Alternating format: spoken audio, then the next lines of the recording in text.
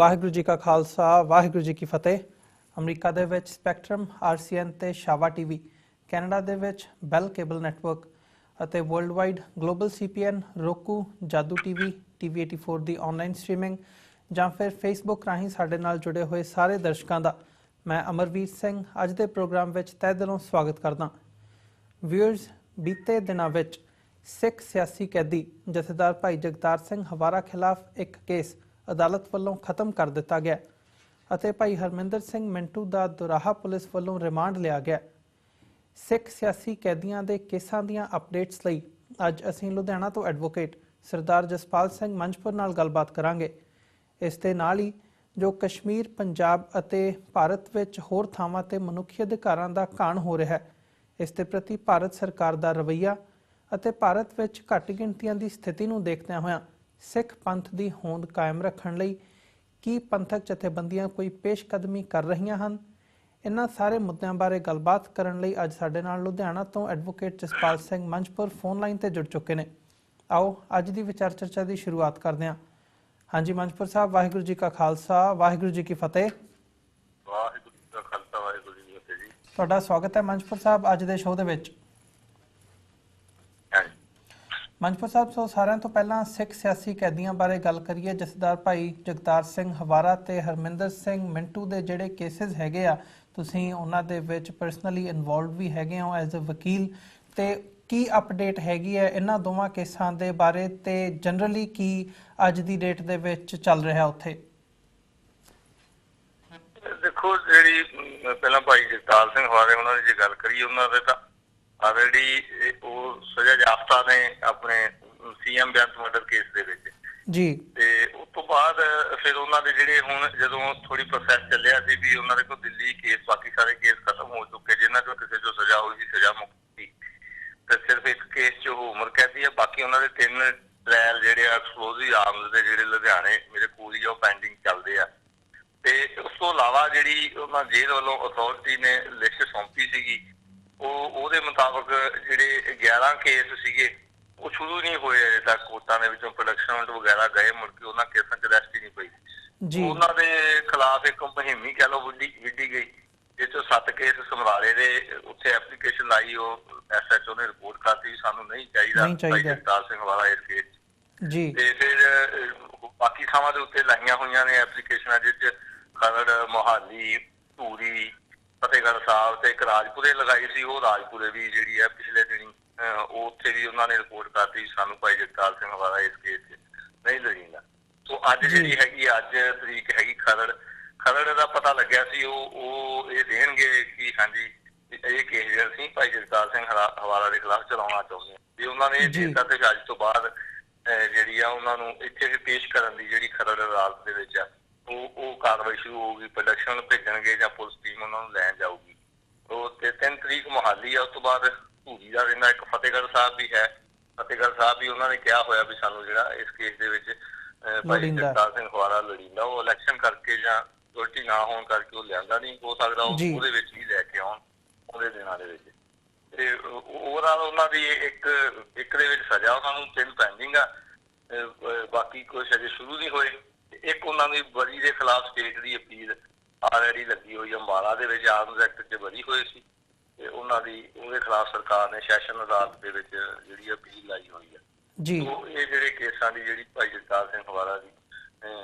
ਜਿਹੜੀ ਅਪਡੇਟਸ ਜਿਹੜੀ ਹੈਗੀ ਅੱਜ ਪਤਾ ਲੱਗ ਜੂਗਾ ਕਿ ਖਰੜ ਅਦਾਲਤ ਦੇ ਵਿੱਚ ਜੀ। ਤੇ ਇਸੇ ਦੇ ਨਾਲ ਭਾਈ ਹਰਮਿੰਦਰ ਸਿੰਘ ਮਿੰਟੂ ਦਾ ਜਿਹੜਾ ਕੇਸ ਹੈਗਾ ਉਹਦੇ ਬਾਰੇ ਵੀ ਜਾਣਕਾਰੀ ਦਿਓ।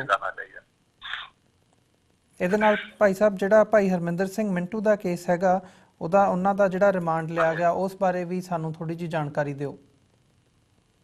ਉਹਦੇ ਵਿੱਚ ਇਹ ਆ ਵੀ ਭਾਈ ਹਰਮਿੰਦਰ ਸਿੰਘ ਮਿੰਟੂ ਦੇ ਆਲਰੇਡੀ ਜਿਹੜੇ 11 ਕੇਸ ਚੱਲ ਰਹੇ ਸੀਗੇ,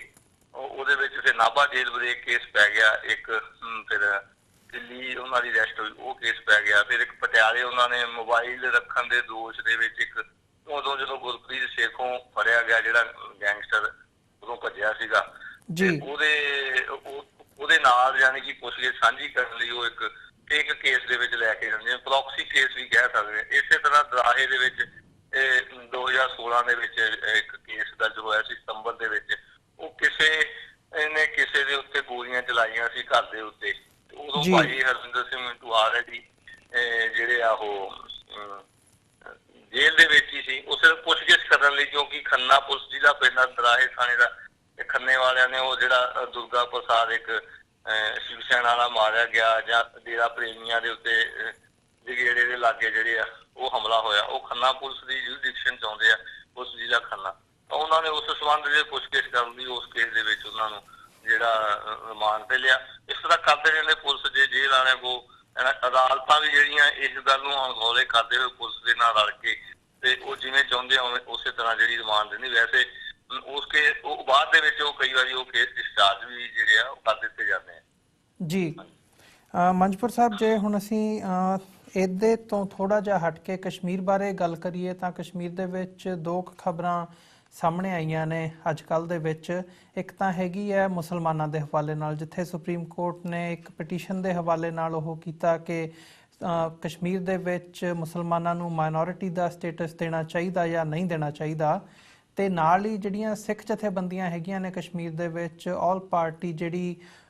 ਪਾਰਟੀ ਸਿੱਖ ਕੋਆਰਡੀਨੇਸ਼ਨ ਕਮੇਟੀ ਹੈਗੀ ਹੈ, ਉਹਨਾਂ ਵੱਲੋਂ ਜਿਹੜੀ ਜ਼ਿਮਨੀ ਚੋਣ ਹੋ ਰਹੀ ਹੈ ਅਨੰਤਨਾਗ ਦੇ ਵਿੱਚ ਤੇ ਹੋਰ ਸੂਬੇ ਦੇ ਵਿੱਚ, ਉਹਨਾਂ ਵੱਲੋਂ ਬਾਈਕਾਟ ਕੀਤਾ ਗਿਆ ਕਿ ਸਿੱਖਾਂ ਨੂੰ ਜਿਹੜਾ ਮਾਈਨੋਰਿਟੀ ਦਾ ਸਟੇਟਸ ਹੈਗਾ ਉਹ ਨਹੀਂ ਦਿੱਤਾ ਜਾ ਰਿਹਾ ਤੇ ਉਹ ਕਾਫੀ ਲੰਬੇ ਸਮੇਂ ਤੋਂ ਮੰਗ ਕਰ ਰਹੇ ਆ। ਸੋ ਇਹ ਜਿਹੜੀ ਸਾਰਾ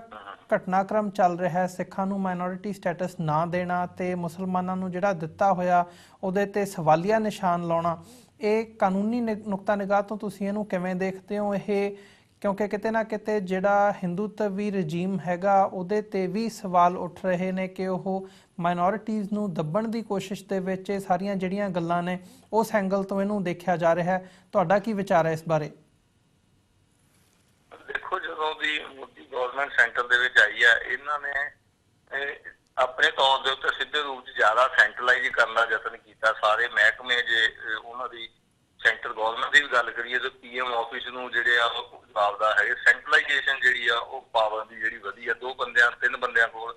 ਸਾਰੇ ਮੁਲਕ ਦੀ ਜਿਹੜੀ ਆ ਉਹ ਸਾਰਾ ਨਿੱਕੇ ਤੋਂ ਨਿੱਕਾ ਕੰਮ ਵੀ ਉਹਨਾਂ ਨੂੰ ਪੁੱਛ ਕੇ ਕੀਤਾ ਜਾਂਦਾ। ਦੂਜੀ ਜਿਹੜੀ ਗੱਲ ਹੈਗੀ ਆ ਕਸ਼ਮੀਰ ਦੀ ਜਾਂ ਮਿਨੋਰਟੀਜ਼ ਦੀ, ਵੀ ਉਹ ਸਟੇਟ ਲੈਵਲ ਦੇ ਉੱਤੇ ਮਿਨੋਰਟੀ ਦੇਖਣਾ ਜਾਂ ਉਹਨਾਂ ਨੂੰ ਇੰਡੀਆ ਲੈਵਲ ਦੇ ਉੱਤੇ ਦੇਖਣਾ ਹੈਗਾ। ਸੋ ਇਹਦੇ ਉੱਤੇ ਤਾਂ ਇਸ ਹਿਸਾਬ ਦੇ ਨਾਲ ਉਹ ਇਹ ਵੀ ਗੱਲ ਉੱਠਦੀ ਆ ਵੀ ਤੁਹਾਨੂੰ ਮਿਨੋਰਟੀਜ਼ ਨੂੰ ਆਪਣੇ ਸੱਭਿਆਚਾਰ ਨੂੰ ਪ੍ਰਫੁੱਲਤ ਕਰਨ ਦਾ ਜਿਹੜਾ ਅਧਿਕਾਰ ਆ ਉਹ ਇੰਡੀਅਨ ਕਨਸਟੀਟਿਊਸ਼ਨ ਦਿੰਦਾ। ਪਰ ਦੂਜੇ ਪਾਸੇ ਪੰਜਾਬ ਦੇ ਵਿੱਚ ਕਹਿਣਾ ਵੀ ਹੁਣ ਪੰਜਾਬ ਸਿੱਖ ਜਿਹੜੇ ਆ ਉਹ ਇੱਥੇ ਮੈਜੋਰਟੀ ਦੇ ਵਿੱਚ ਆ, ਇਸ ਕਰਕੇ ਪੰਜਾਬ ਦੇ ਵਿੱਚ ਐਜ ਮਿਨੋਰਟੀ ਜਿਹੜੇ ਰਾਈਟ ਉਹਨਾਂ ਨੂੰ ਨਹੀਂ ਮਿਲਣਗੇ, ਜਾਂ ਮੁਸਲਮਾਨ ਕਸ਼ਮੀਰ ਦੇ ਵਿੱਚ ਮੈਜੋਰਟੀ ਦੇ ਵਿੱਚ ਆ, ਇਸ ਕਰਕੇ ਜਿਹੜਾ ਉਹਨਾਂ ਨੂੰ ਉੱਥੇ ਰਾਈਟ ਨਹੀਂ ਮਿਲਣਗੇ। ਹਾਂ, ਮੁਸਲਮਾਨ ਕਿਸੇ ਹੋਰ ਪੰਜਾਬ ਦੇ ਵਿੱਚ ਮੁਸਲਮਾਨ ਜਿਹੜਾ ਮਿਨੋਰਟੀ ਦਾ ਹੱਕ ਲੈ ਸਕਦਾ। ਸੋ ਇਹ ਇੱਕ ਇਹਦੇ ਤੇ ਡਿਬੇਟ ਵੀ ਚੱਲ ਰਹੀ ਆ। ਪਰ ਇਹਦੇ ਵਿੱਚ ਓਵਰਆਲ ਜਿਹੜੀ ਆ ਸੈਂਟਰ ਗਵਰਨਮੈਂਟ ਦੀ ਜਿਹੜੀ ਵੱਧ ਨੀਤੀ ਹੈਗੀ ਉਹ ਇਹ ਆ ਵੀ ਉੱਥੇ ਉਹਨਾਂ ਨੂੰ ਜਿਹੜੇ ਆ ਉਹਨਾਂ ਦੇ ਮਿਨੋਰਟੀ ਰਾਈਟਸ ਜਿਹੜੇ ਐਜ਼ ਇੰਡੀਅਨ ਜਾਂ ਇੰਡੀਅਨ ਸਬਕੌਂਟੀਨੈਂਟ ਦੇ ਵਿੱਚ ਜੇ ਉਹ ਮਿਨੋਰਟੀ ਦੇ ਵਿੱਚ ਆ, ਉਹ ਡਿਨਾਈ ਕਰਨ ਦੀ ਲਾਈਨ ਹੈਗੀ ਆ। ਉਹਨਾਂ ਦੇ ਜਿਹੜੇ ਆ ਹੱਕ ਜਿਹੜੇ ਹੋਣੇ ਉਹਨਾਂ ਦੇ ਇਹ ਜਾਂ ਸਿੱਖਾਂ ਨੂੰ ਵੀ ਕਹਿਣਾ ਪੰਜਾਬ ਦੇ ਤੁਸੀਂ ਤਾਂ ਮੈਜੋਰਟੀ ਦੇ ਵਿੱਚੋਂ, ਜਿਵੇਂ ਪਹਿਲਾਂ ਵੀ ਗੱਲ ਚੱਲੀ ਸੀ SGPC ਤੇ ਜਿਹੜੇ ਸੰਬੰਧਿਤ ਅਦਾਰੇ ਹੈਗੇ ਆ ਉਹਨਾਂ ਦੇ ਵਿੱਚ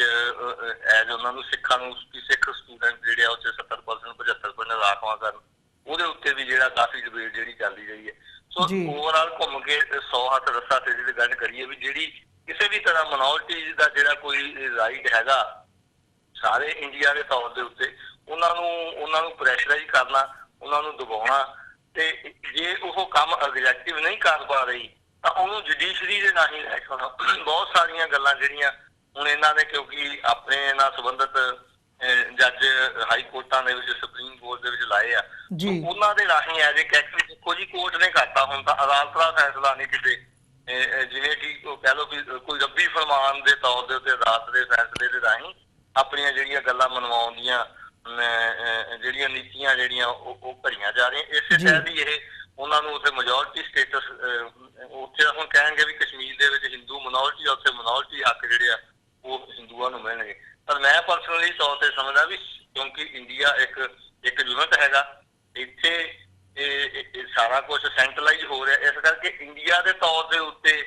ਜਿਹੜਾ ਮਿਨੋਰਟੀ ਤੇ ਮੈਜੋਰਟੀ ਦਾ ਜਿਹੜਾ ਉਹ ਦੇਖਣਾ ਹੈਗਾ ਵੀ ਹਾਂ ਵੀ ਸਿੱਖ ਇੰਡੀਆ ਇੰਡੀਆ ਦੇ ਵਿੱਚ ਮਿਨੋਰਟੀ ਆ ਜੀ ਜਾਂ ਮੁਸਲਮਾਨ ਜਿਹੜੇ ਮਿਨੋਰਟੀ ਆ ਉਹਨਾਂ ਨੂੰ ਮਿਨੋਰਟੀ ਰਾਈਟਸ ਜਿਹੜੇ ਆ ਇੰਡੀਆ ਲੈਵਲ ਦੇ ਉੱਤੇ ਦੇਖਣੇ ਚਾਹੀਦੇ, ਨਾ ਕਿ ਸਟੇਟ ਲੈਵਲ ਦੇ ਉੱਤੇ। ਕਿਉਂਕਿ ਜਿਹੜੀ ਪਾਲਿਸੀਜ਼ ਆ ਉਹ ਸੈਂਟਰ ਵੱਲੋਂ ਹੀ ਲਾਗੂ ਕੀਤੀਆਂ ਜਾਂਦੀਆਂ, ਸਟੇਟ ਦੇ ਕੋਲ ਤਾਂ ਹੁਣ ਹੌਲੀ ਹੌਲੀ ਘੱਟ ਹੀ ਗਿਆ ਸਾਰਾ ਕੁਝ ਯੂਨਿਟਰੀ ਸਿਸਟਮ ਹੋ ਰਿਹਾ। ਫੈਡਰਲ ਜਿਹੜਾ ਮਾੜਾ ਮੋਟਾ ਸੀ ਉਹਨੂੰ ਤੋੜ ਰਹੇ। ਜੀ ਬਿਲਕੁਲ ਮੰਚਪੁਰ ਸਾਹਿਬ, ਅਸੀਂ ਵੀ ਕਿਤੇ ਨਾ ਕਿਤੇ ਜਿਹੜੇ ਦਰਸ਼ਕ ਹੈਗੇ ਆ ਉਹਨਾਂ ਤੇ ਗੱਲ ਛੱਡਦੇ ਹਾਂ ਕਿ ਤੁਹਾਡੇ ਨਾਲ ਕਿੰਨੇ ਕੁ ਸਹਿਮਤ ਹੁੰਦੇ ਆ ਜਾਂ ਨਹੀਂ ਹੁੰਦੇ। ਤੇ ਜੇ ਅਸੀਂ ਹੁਣ ਇਹਨੂੰ ਓਵਰਆਲ ਦੇਖਣਾ ਹੋਵੇ ਭਾਰਤ ਦੇ ਲੈਵਲ ਤੇ, ਜਿਵੇਂ ਮਾਈਨੋਰਿਟੀਜ਼ ਦੇ ਹਵਾਲੇ ਨਾਲ ਅਸੀਂ ਗੱਲ ਸ਼ੁਰੂ ਕੀਤੀ ਹੈ, ਤਾਂ ਖਾਸ ਤੌਰ ਤੇ ਯੂਪੀ ਤੋਂ ਜਿੱਥੋਂ ਗੱਲ ਸ਼ੁਰੂ ਕਰੀਏ ਤਾਂ ਜਿਵੇਂ ਉੱਥੇ ਏਜੰਡਾ ਲਾਗੂ ਕੀਤਾ ਜਾ ਰਿਹਾ ਹੈ ਮੁਸਲਮਾਨਾਂ ਦੇ ਖਿਲਾਫ, ਖਾਸ ਤੌਰ ਤੇ ਇਲੀਗਲ ਮੀਟ ਸ਼ਾਪਸ ਦੇ ਹਵਾਲੇ ਨਾਲ ਜਿਹੜੀ ਨਿਸ਼ਾਨਾ ਬਣਾਇਆ ਜਾ ਰਿਹਾ ਹੈ ਕਾਰੋਬਾਰੀਆਂ ਨੂੰ, ਮੁਸਲਮਾਨਾਂ ਦੇ ਕਾਰੋਬਾਰ ਨੂੰ, ਉਹਨਾਂ ਦੇ ਜੋ ਉਹ ਕੰਮ ਕਰ ਰਹੇ ਆ ਉਹਨੂੰ। ਤੇ ਉਹੀ ਜਦੋਂ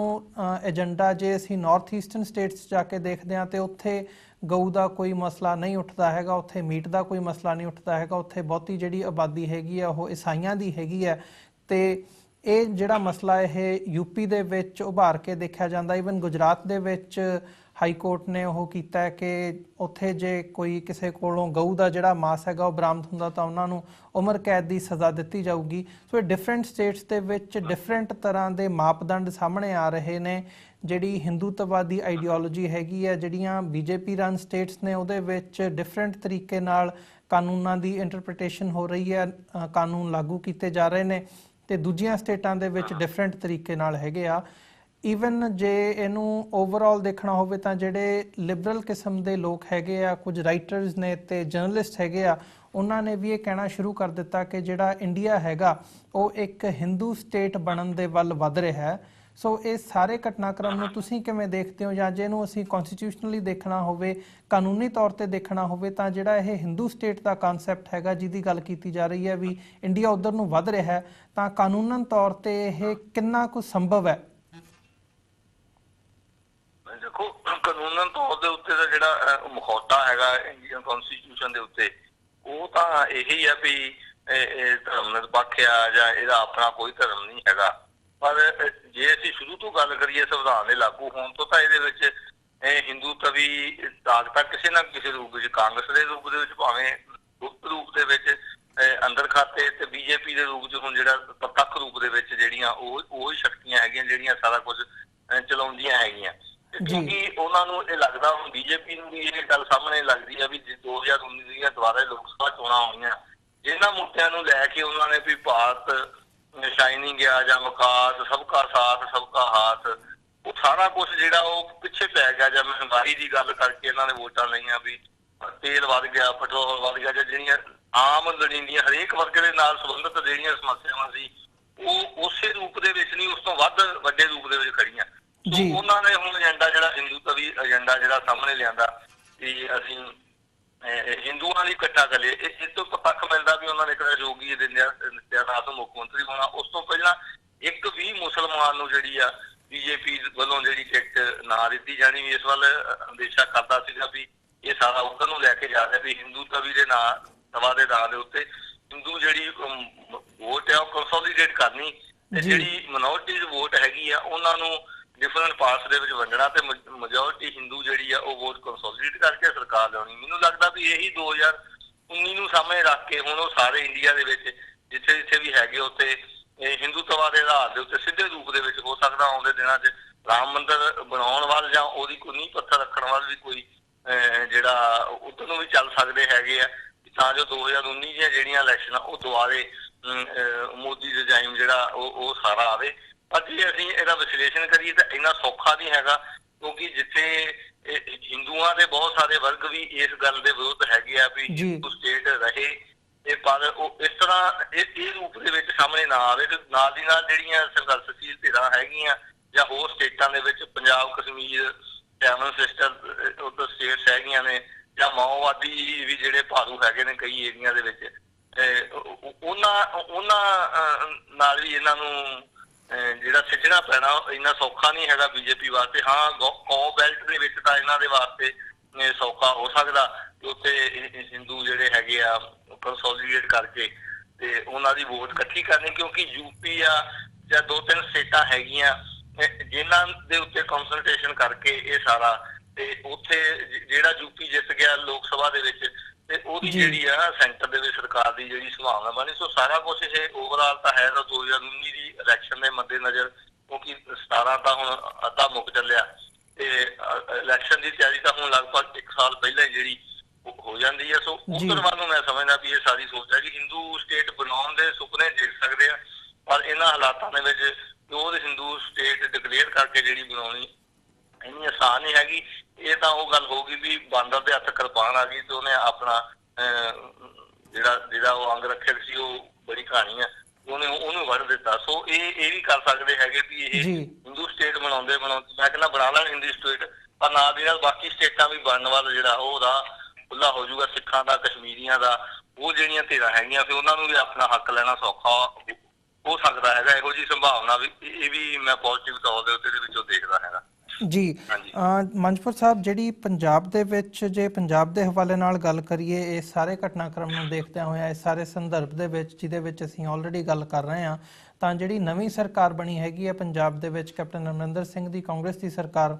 ਉਹਦਾ ਤੁਸੀਂ ਰਵੱਈਆ ਕੀ ਦੇਖਦੇ ਹੋ ਇਸ ਸਾਰੇ ਦੇ ਪ੍ਰਤੀ? ਪਹਿਲਾਂ ਉਹਨਾਂ ਦਾ ਟਰੈਕ ਰੈਕਡ ਕੀ ਰਿਹਾ ਤੇ ਹੁਣ ਜਿਹੜੀਆਂ ਉਹਨਾਂ ਦੀਆਂ ਆਉਣ ਵਾਲੀਆਂ ਨੀਤੀਆਂ ਹੈਗੀਆਂ ਨੇ, ਉਹ ਇਹਨੂੰ ਡੀਲ ਕਰਨ ਦੀ ਨੀਤੀ ਦੇ ਉੱਪਰ ਕੰਮ ਕਰਨਗੇ ਇਸ ਥਾਟ ਨੂੰ, ਜਾਂ ਇੱਕ ਭਾਈਵਾਲੀ ਜਿਹੜੀ ਸਾਂਝ ਦੀ ਗੱਲ ਹੁੰਦੀ ਹੈ ਜਿਵੇਂ ਕਿ ਅਸੀਂ ਕਿਤੇ ਨਾ ਕਿਤੇ ਬਾਦਲ ਸਰਕਾਰ ਦੀ ਦੇਖਦੇ ਸੀ, ਉਸ ਹਿਸਾਬ ਨਾਲ ਉਹਨੂੰ ਅੱਗੇ ਚਲਾਉਣਗੇ? ਇਹਦੇ ਬਾਰੇ ਕੀ ਕਹਿਣਾ ਚਾਹੋਗੇ? ਦੇਖੋ, ਮੈਂ ਤਾਂ ਇਹਨੂੰ ਇੱਕ ਤੁਕ ਦੇ ਵਿੱਚ ਹੀ ਇਹਦਾ ਜਵਾਬ ਦੇਣ ਦਾ ਯਤਨ ਕਰਾਂਗਾ ਕਿ ਮਨਮੋਹਨ ਸਿੰਘ ਨੇ ਕਦੀ ਪ੍ਰਕਾਸ਼ ਸਿੰਘ ਬਾਦਲ ਨੂੰ ਖਾਲੀ ਨਹੀਂ ਸੀ ਮੋੜਿਆ ਤੇ ਨਰਿੰਦਰ ਮੋਦੀ ਨੇ ਕਦੀ ਅਮਰਿੰਦਰ ਸਿੰਘ ਨੂੰ ਖਾਲੀ ਨਹੀਂ ਮੋੜਨਾ, ਕਿਉਂਕਿ ਜਿੱਥੇ ਤੱਕ ਉਹ ਸਟੇਟ ਦੇ ਹਿੱਤ ਸਾਂਝੇ ਹੈਗੇ ਆ ਉੱਥੇ ਸਾਰੇ ਇਹ ਇੱਕੋ ਥੈਲੀ ਦੇ ਚੱਟੇ ਵੱਟੇ ਆ। ਹਾਂ, ਜੇ ਪਰਸਨਲੀ ਗੱਲ ਕਰੀਏ ਤੇ ਬਾਦਲ ਨਾਲੋਂ ਕੈਪਟਨ ਅਮਰਿੰਦਰ ਸਿੰਘ ਇੱਕ ਡੇਅਰਿੰਗ ਪਰਸਨੈਲਿਟੀ ਹੈਗੀ ਆ, ਜਿਹੜਾ ਕੋਈ ਫੈਸਲਾ ਲੈਣ ਦੇ ਵਿੱਚ ਹਿਚਕਚਾਹਟ ਨਹੀਂ ਦਿਖਾਊਗਾ, ਭਾਵੇਂ ਉਹ ਕਿਸੇ ਤਰ੍ਹਾਂ ਦਾ ਕਿਸੇ ਵਰਗ ਵਿਰੋਧੀ ਫੈਸਲਾ ਲੈਣਾ ਹੋਵੇ, ਭਾਵੇਂ ਕਿਸੇ ਵਰਗ ਦੇ ਹੱਕ ਦੇ ਵਿੱਚ ਫੈਸਲਾ ਲੈਣਾ ਹੋਵੇ। ਸੋ ਸਟੇਟ ਦੀ ਪਾਲਿਸੀ ਦੇ ਉੱਤੇ ਤਾਂ ਸਾਰੇ ਇੱਕ ਹੀ ਰਹਿਣਗੇ, ਭਾਵੇਂ ਸਿੱਖਾਂ ਦੀ ਗੱਲ ਜਿਹੜੀ ਹੋਵੇ, ਸਿੱਖ ਸੋਵਰੈਂਟੀ ਦੀ ਗੱਲ ਹੋਵੇ, ਸਿੱਖ ਰਾਜ ਦੀ ਗੱਲ ਹੋਵੇ, ਉੱਥੇ ਤਾਂ ਇਹ ਦਿੱਲੀ ਦੇ ਨਾਲ ਹੀ ਖੜਿਆ, ਭਾਵੇਂ ਕੈਪਟਨ। ਜੇ ਅਸੀਂ ਇਸ ਲੈਵਲ ਦੀ ਗੱਲ ਕਰੀਏ, ਬੰਦੀ ਸਿੰਘਾਂ ਦੀ ਰਿਹਾਈ ਜਾਂ ਜਿਹੜੀ ਹੈ ਵਿਦਨ ਕਨਸਟੀਟਿਊਸ਼ਨਲ ਫਰੇਮਵਰਕ, ਕੁਛ ਜਿਹੜੇ ਸਾਡੇ ਕੰਮ ਜਿਹੜੇ ਪੈਂਡਿੰਗ ਆ ਕਾਫੀ ਲੰਮੇ ਸਮੇਂ ਤੋਂ, ਉਹ ਅਸੀਂ ਆਸ ਰੱਖਦੇ ਹਾਂ ਵੀ ਬਾਦਲ ਜਿਹੜਾ ਹੈਗਾ ਉਹ ਪਰਸਨਲੀ ਬਹੁਤ ਕਮਜ਼ੋਰ ਇੱਕ ਪਰਸਨੈਲਿਟੀ ਆ, ਤੇ ਅਮਰਿੰਦਰ ਸਿੰਘ ਇੱਕ ਹਿੰਦੀ ਬੰਦਾ ਹੈਗਾ, ਜਿੱਦੀ ਆ। ਜੇ ਉਹਨੂੰ ਲੱਗਿਆ ਵੀ ਇਹ ਕੰਮ ਕਰਨਾ, ਜਿਵੇਂ ਪਹਿਲਾਂ ਜੇ ਪਿਛਲੇ ਸਮੇਂ ਦੀ ਸਰਕਾਰ 2007 ਤੱਕ ਦੀ ਸਰਕਾਰ ਕੈਪਟਨ ਦੀ ਦੇਖੀਏ, ਤਾਂ ਉਹ ਫਿਰ ਉਦੋਂ ਬੰਦੀ ਸਿੰਘ ਵੀ ਕਾਫੀ ਰਿਹਾ ਹੋਏ ਸੀ, ਟਾਡਾ ਵਾਲੇ ਵੀ ਰਿਹਾ ਹੋਏ ਸੀ, ਉਦੋਂ ਪੂਲੇ ਨੂੰ ਵੀ ਨੱਥ ਪਾਈ, ਉਦੋਂ ਆਸ਼ੂਤੋਸ਼ ਦਾ ਕੋਈ ਪ੍ਰੋਗਰਾਮ, ਜਿਹੜੀਆਂ ਸਾਡੀਆਂ